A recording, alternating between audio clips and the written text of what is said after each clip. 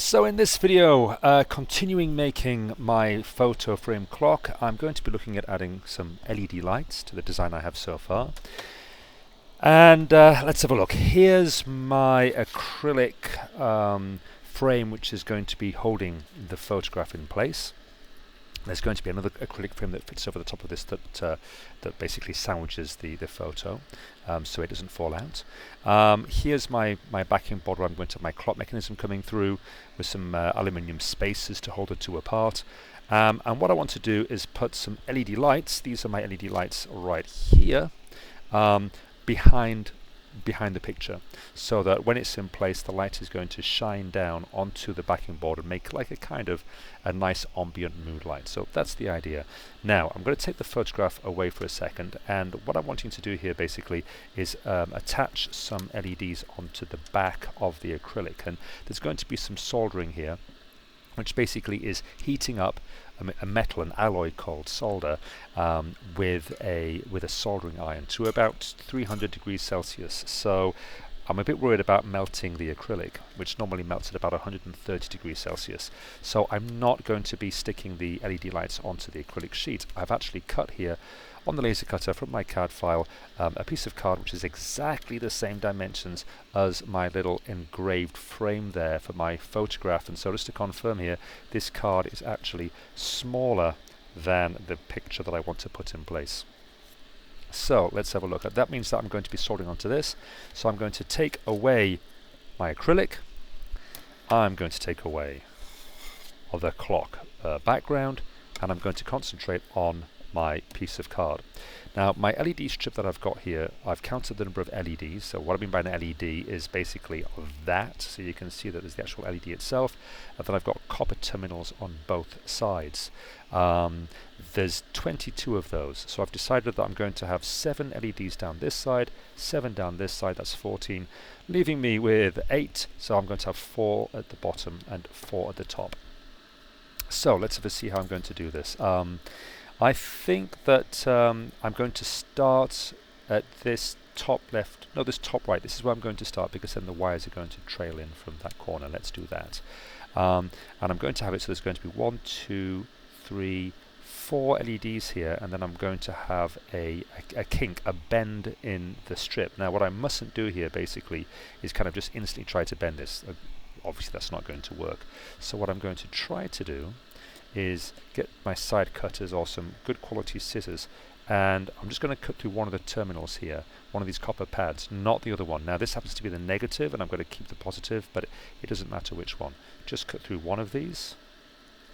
Okay, just press nice and hard there, and that now means that what I can do is kind of, I don't think you can see that, but I'm folding that over like that to make a right angle, and then that is going to be able to be stuck down on the piece of card like that. So I've broken the negative copper terminal, so those LED lights won't work now, or at least it'll only illuminate so many. It won't continue to illuminate the rest.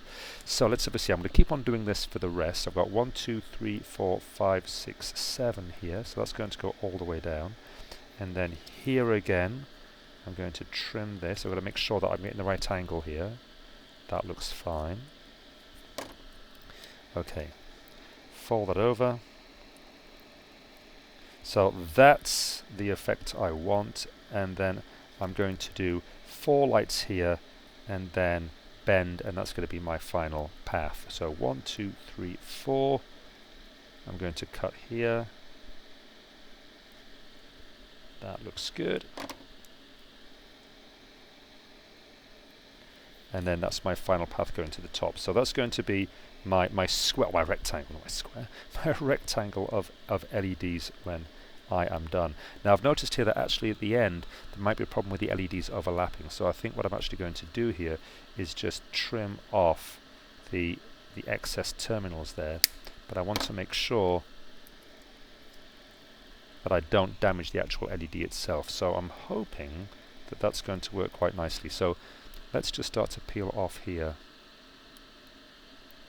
the waxy paper, which is protecting the sticky coating on the other side of these LEDs, and I'm going to start to stick these down.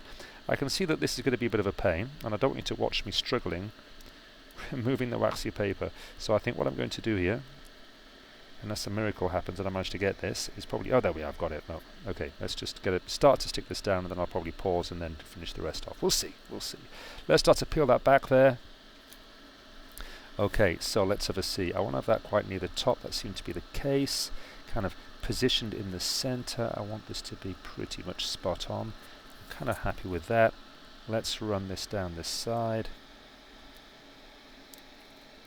Okay, nice. Okay, if anything, they're a bit close to the top there compared to the position on the bottom, but I'm here now, so I'm going to persevere. Okay, and then this is going to come up now.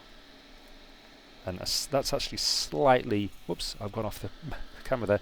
That's actually slightly wonky. So I think... Can I peel that back, please, so I can peel it back? Has that damaged the card? It has a little bit, but I actually want to have that a bit lower down there. I'm kind of rushing this. So when you do this, take a bit more time and effort. And yeah, that's nice. That's going to come to the top there. And it's going to do that. So it did mess up a little bit at the bottom there. It's actually just damaged the card a little bit. I might just want to get some tape and actually just stick that down with a bit of tape. Because I've got some tape right here. Let's do that right now. And because this tape is transparent, then we should just have the light shining straight through. Let's just try and stick that down. There. There you go. Fixed. Quick fix. Okay. Perfect again. So that's looking great. Now what I'm going to do at this point, I need to reconnect these negative connections. So I'm going to get some copper tape. Here it is. This is just basically a very thin tape copper with a sticky background, a sticky back face, and I'm going to cut off just a little square there. And then I want to tape it so it doesn't cover those terminals, but it's just going to go diagonally across like that. So hopefully if I do this and it focuses, come on, focus. Okay, well, it's not really focusing, but hopefully you can see what is happening there. Okay, so that's what I'm after. There we go, it's focusing now. Okay, so just do that on the corners.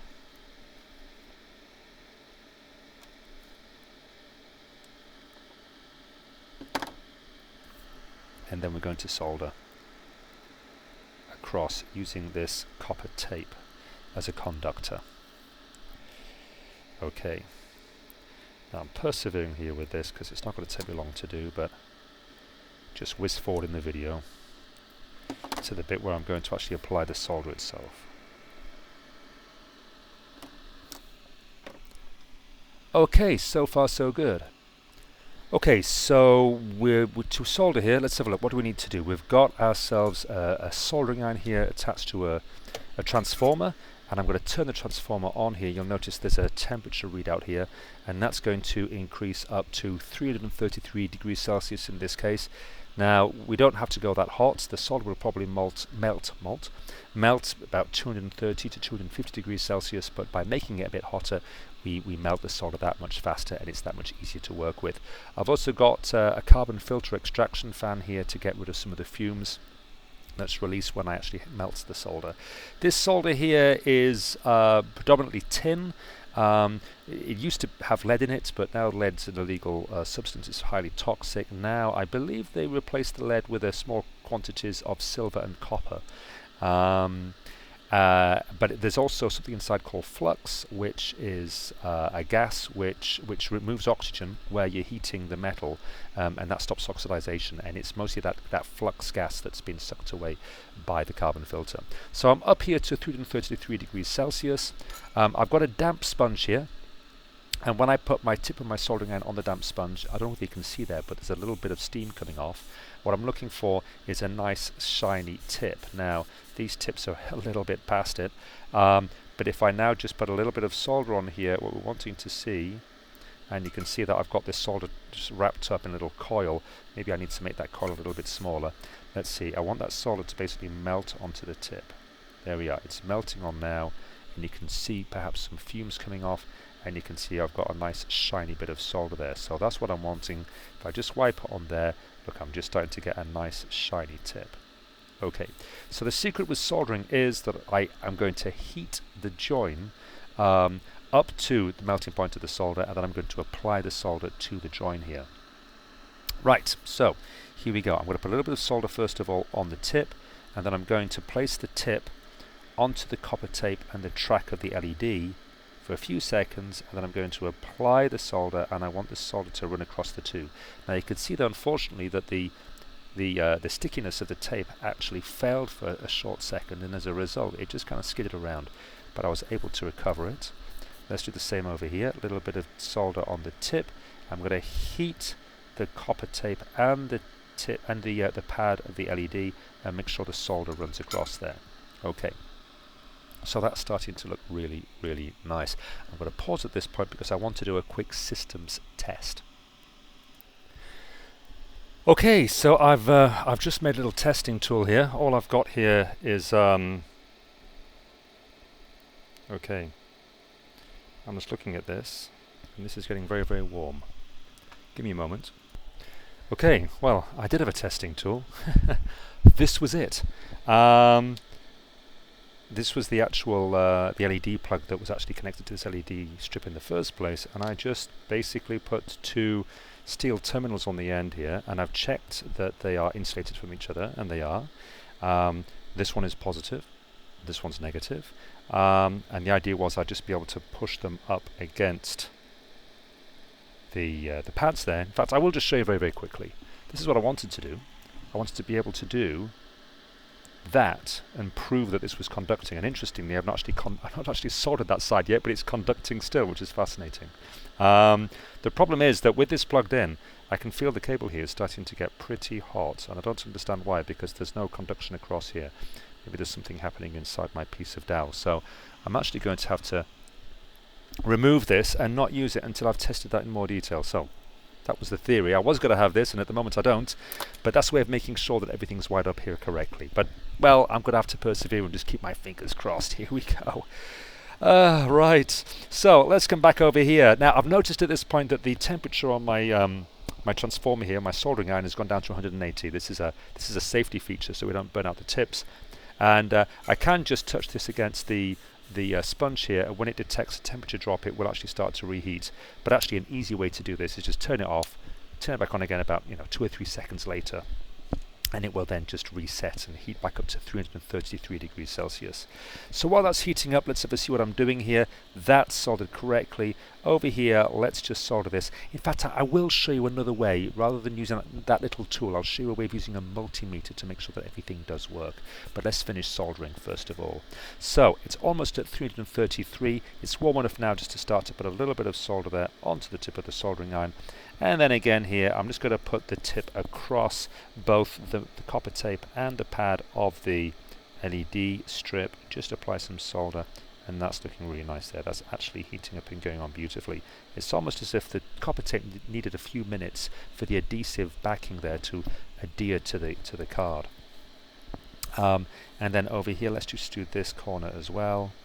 Heat the pad and the copper tape, and then apply the solder. That's the way to do it. Looking nice. I just saw the tape move again, so